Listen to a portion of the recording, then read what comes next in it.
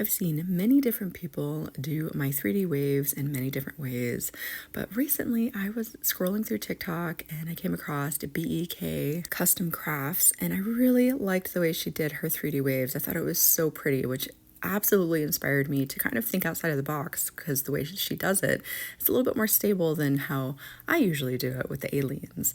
So today that's what we're going to do. We're going to make this Argyle beach tumbler look. If you're new to my channel, don't forget to hit that subscribe button, and let's wake up, prep these tumblers, and slay all day. Let's do this.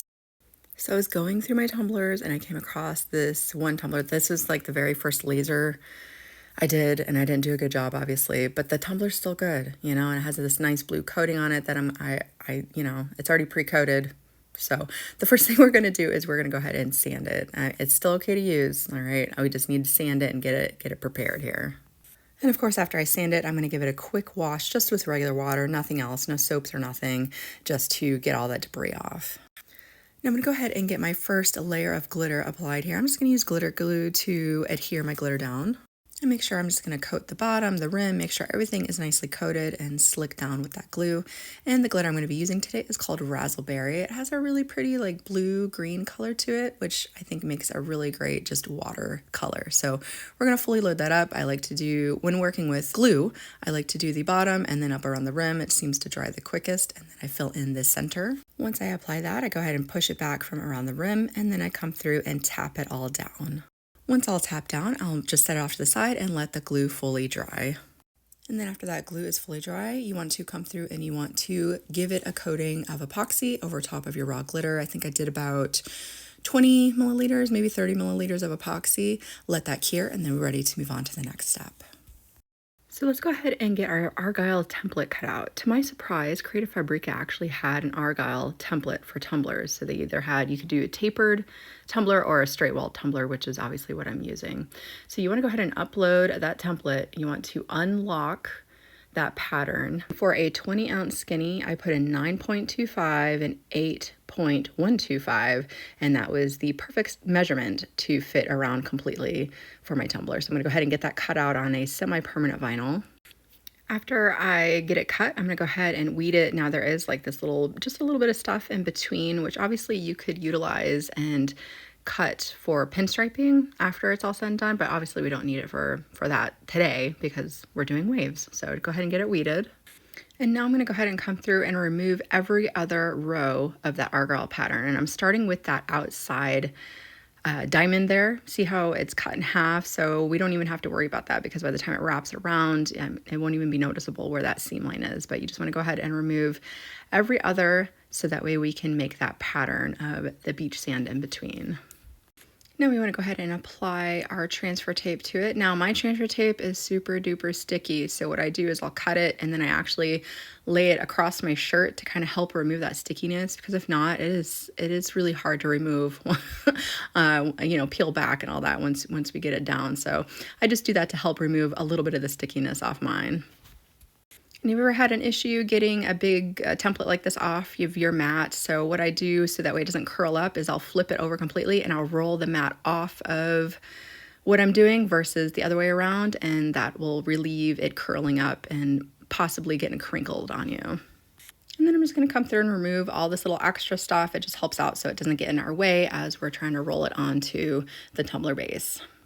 Now before I get it peeled on, I like to flip it upside down, because that's like the flattest part there, and I just like to try to get it as even as possible. It just kind of helps out with that motion. Make sure everything is getting lined up the way that I would like to, and then we're going to go ahead and peel back the transfer tape along with the template intact with it, and cut away a bit of the carrier sheet. And then just holding it as tautly as we can, we're going to go ahead and roll it down onto the surface there. And to get that roll started, we're just going to go ahead and get that the carrier sheet motivated there to want to be able to peel off as we are burnishing down. So that way, once we are pushing forward here, that carrier sheet will continue to be removed as we push forward, as we burnish down. And before we finish off that end piece, I just like to take it and pull it as tight as I can, making sure that those lines are lined up as best as possible. And then you want to go ahead and remove your transfer tape from off of the surface. And now we're going to go ahead and apply our beach sand look, and I am just going to use glitter glue. I'm going to use some champagne colored glitter, and we are going to glue down our spots. Now I'm trying my best to keep that glue just where I need it, so that way, I don't waste my glitter and stuff, but it is what it is. So I only end up doing 2 rows at a time, just because I didn't want anything to dry up on me. And then after you get your glue applied here, you're gonna go ahead and shake your glitter right onto that surface, and then just repeat that process all the way around the tumbler. Now I pretty much move right into removing the template right after I get done glittering. That's just me. If you want to let it dry, you can, but I'm just going to move right into removing this template. And look at us. We made a really cool Argyle pattern. Now, after I let that glue dry, we are going to go ahead and come through and sweep all the extra glitters off. That just helps out so that way stuff doesn't shift around in areas we don't want it to. But you may notice after you sweep it that there are some bare spots. All you gotta do is come through, add a dabble of your glue, take a little foam brush or just a small brush that you can reach into these little corners and line everything up nice and straight for yourself and fill that in with glue. Shake another layer of glitter right over top, set that off to the side to let dry once more. Of course, you want to sweep it one more time. Then you want to go ahead and seal it with either a spray sealer or a liquid sealer, whatever you guys prefer. It's completely up to you. And then we're going to go ahead and add a coating of epoxy over top of our raw glitter once more. Once our tumbler is fully coated in our epoxy, we'll place it onto our turner. We'll hit it up really good with our torch, popping all those little micro bubbles. And then we will let that cure. After it is cured, look at that. So pretty. I really like the way that looks. I mean, you really do whatever you want with this, besides the waves, obviously. But it's a really nice beach colored theme Argyle, I think. A good base to whatever you want to do. But now that that has cured, we're going to go ahead and come through and we are going to clean up our rim. We'll give it a nice sanding so it's nice and smooth, and a little bit of that silver is exposed. It just really adds a nice finishing touch to it. We will sand the surface for any little lumps that might be on there. Again, just preparing for what we're about to do next. And of course you want to either wipe away the debris, or I just rinse it under plain water to remove the debris and then dry it really well. Now I happen to have this little mini on-the-go blinger thing that I bought a while back from Dino's Tumblers. There's no electricity to it. It just hand rolls so that way you can add rhinestones to tumblers, but I'm going to use it for this. Usually I use my electric turner to do this process. Whatever you have on hand to do it, you can do that, or you can just hold it the whole time. I just find it easier if I have it resting on something versus holding it in my hand the whole time, you know what I mean? So that's what I'm going to be using. So you guys know I absolutely love my Aleene's glitter snow to be able to make my waves. That's what I've used from the beginning.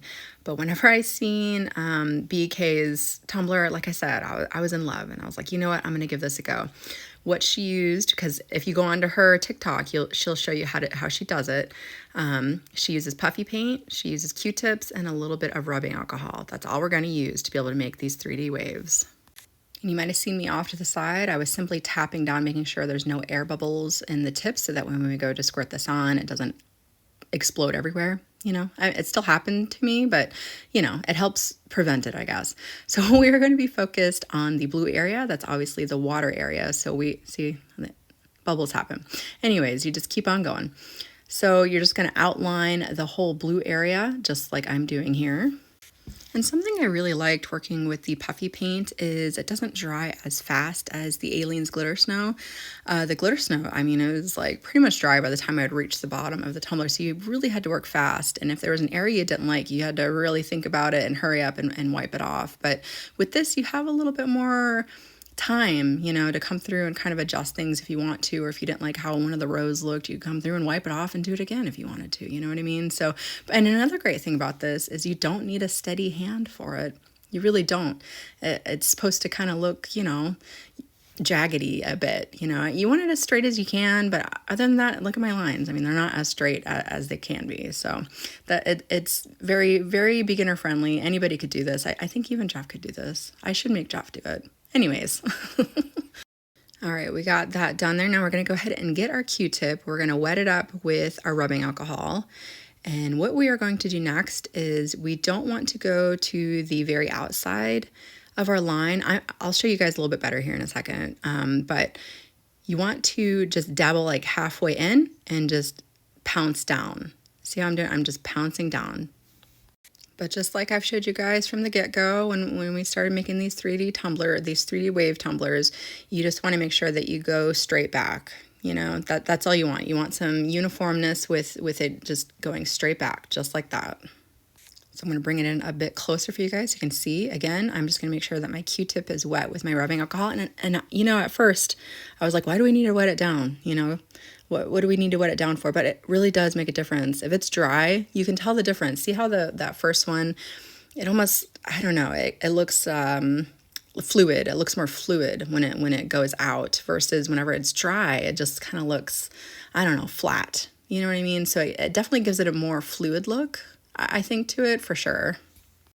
So the biggest thing I can say is just make sure that you don't go all the way out to the outer edge of that line. Just try to get a little bit of that inside line and drag it inwards. Just very simple. That's all you got to do. And then of course you just want to complete that process all the way around. I did like to work in just one row at a time, so that way I didn't want it to dry up on me. I mean, I guess you could go ahead and do it all the way around and then come back through if you wanted to. I prefer doing one row at a time, just in case, you know. And don't be afraid, if, like I said, if you mess up, to come through and wipe it off if you need to and do the row again. It's not a big deal. And where I joined the bottom together here, I just came through and I just kind of dragged it out a bit onto the bottom just to kind of complete that look. I really like the way that looks. But now all you want to do is you just want to let this dry, not cure, dry. I let it dry overnight just to really make sure. Once it's dry, it still has like this tacky feeling to it, but it's dry. Okay, just so you guys know. We're going to go ahead and add a coating of epoxy over top. And of course, we're going to let that cure, but look at that. Look how pretty that is. And you guys could do anything you want with this. You finish it up any way you want. Add a quote, add a decal. I'm using a UVDTF. That's what I'm going to use. But it's just simple. It's clean. I had to think about a quote, but I was like, you know, I've been really wanting to use this dolphin guy. So what better way to use my little dolphin guy here? You know what I'm saying? So I'm going to go ahead and get him applied. And then all that's left to do is add your finishing coats of epoxy. Now into the one before my finishing coat of epoxy, I added a little bit of sparkle dust because I want it sparkly, extra sparkly. I don't really add anything into my very last coat of epoxy. You don't really want to do that. You want to leave that coat of epoxy kind of free of anything. So you want to do this right before your final coat. And of course you want to let that cure completely, and she is ready to go. Whether you take this design and duplicate it as is, or you take it and let it inspire you to create something that is completely your own. I hope that you guys had a lot of fun watching this tutorial today. Again, if you're new to my channel, don't forget to hit that subscribe button, and I will see you guys next time.